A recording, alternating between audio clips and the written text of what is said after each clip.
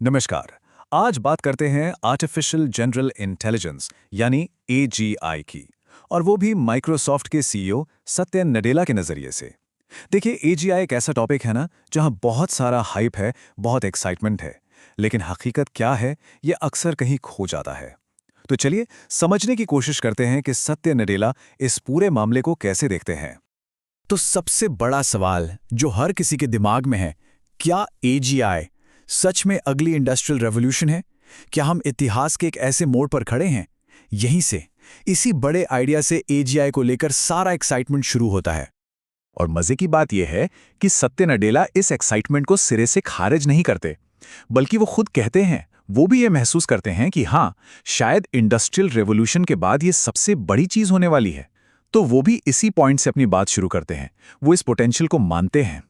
अच्छा, इससे पहले कि हम आगे बढ़ें, एक बार ये समझ लेते हैं कि एजीआई आखिर है क्या। देखिए, बहुत सिंपल शब्दों में, ये एक ऐसा एआई है जो किसी भी तरह का दिमागी काम कर सकता है, मतलब बिल्कुल इंसानों की तरह। वो सीख सकता है, समझ सकता है और कुछ भी कर सकता है। ये किसी एक काम में एक्सपर्ट नहीं, बल्कि जनरल है। लेकिन कहानी यहां खत्म नहीं होती। ये तो सिर्फ एक साइड है, सिक्के का एक पहलू। इस पूरे एक्साइटमेंट के साथ एक रियलिटी चेक भी जुड़ा हुआ है। और यहीं पर नडेला एक बैलेंस लाते हैं। वो कहते हैं, हाँ, पोटेंशियल बहुत बड़ा है, लेकिन ये सब अभी बहुत शुरुआती दौर में है। हमने कुछ बहुत काम की चीजें बना ली हैं और मैं उम्मीद करता हूं कि ये आगे भी काम करती रहेंगी। मतलब वो ये याद दिला रहे हैं कि अभी हम सिर्फ शुरुआत कर रहे हैं, मंजिल अभी बहुत दूर है। तो सवाल उठता है कि अगर एजीआई अभी दूर है, तो फिर हमें आज एआई के बारे में सोचना कैसे चाहिए? और यहीं पर नडेला का नज़रिया बहुत इंटरेस्टिंग हो जाता है। वो एआई की डेफिनेशन पर नहीं, बल्कि उसके मकसद पर फोकस करते हैं। उनके लिए ये सवाल ज़रूरी नहीं है कि एआई क्या है, बल्कि ये है कि एआई को इंसानों के लिए क्या करना चाहिए। और इसके लिए वो कंप्यूटर साइंटिस्ट राज रेड्डी की एक परिभाषा का जिक्र करते हैं जो उन्हें बहुत पसंद है।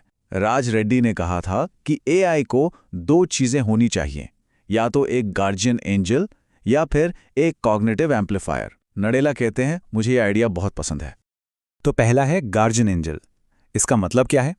मतलब एक ऐसा एआई जो एक रक्षक की तरह हो, जो हमारी मदद करे, हमें प्रोटेक्ट करे और हमें सही रास्ता दिखाए।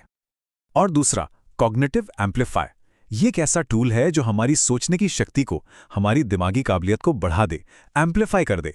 मतलब एआई हमें रिप्लेस करने के लिए नहीं, बल्कि हमें और ज्यादा स्मार्ट और केपेबल बनाने के लिए है।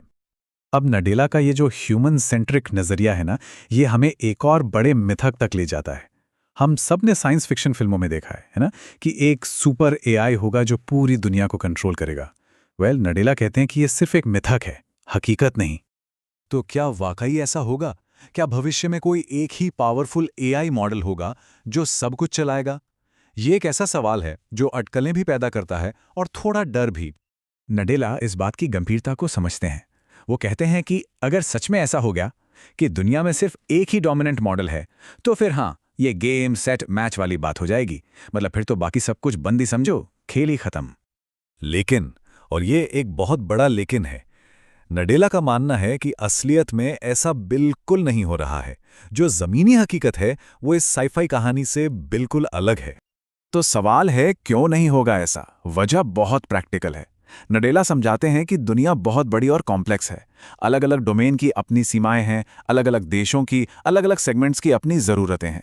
एक डॉक्टर को जिस एआई की ज़रूरत है, वो एक किसान के काम नहीं आएगा। एक ही मॉडल इन सारी विविध ज़रूरतों को पूरा कर ही नहीं सकता। इसलिए हमें हमेशा कई अलग अलग तरह के मॉडल्स की ज़रूरत पड़ेगी। तो इन सारी बातों का निचोड़ क्या है? आखिर हम एआई या एजीआई की सफलता को किस पैमाने पर मापेंगे? नडेला के लिए जवाब बिल्कुल साफ है। असली पैमाना टेक्नोलॉजी की ताकत नहीं, बल्कि उसका इंसानी मूल्य है। और यहीं पर वो अपनी बात को समेटते हुए उन्हीं दो शब्दों पर वापस आते हैं। वो कहते हैं कि एआई एक कॉग्निटिव एम्पलीफायर और एक गार्जियन एंजल ही बनेगा।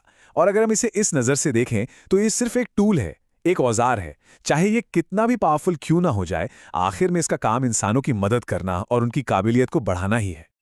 और आखिर में नडेला हमें सोचने के लिए एक बहुत ही बुनियादी लेकिन सबसे ज़रूरी सवाल दे जाते हैं। इस टेक्नोलॉजी की असली ह्यूमन यूटिलिटी क्या है? यानी इंसानों के लिए इसकी असल उपयोगिता क्या है? और यही वो सवाल है जो हमें हमेशा खुद से पूछना चाहिए, क्योंकि कोई भी टेक्नोलॉजी तभी महान बनती है जब वो इंसानी जिंदगी को बेहतर बनाए।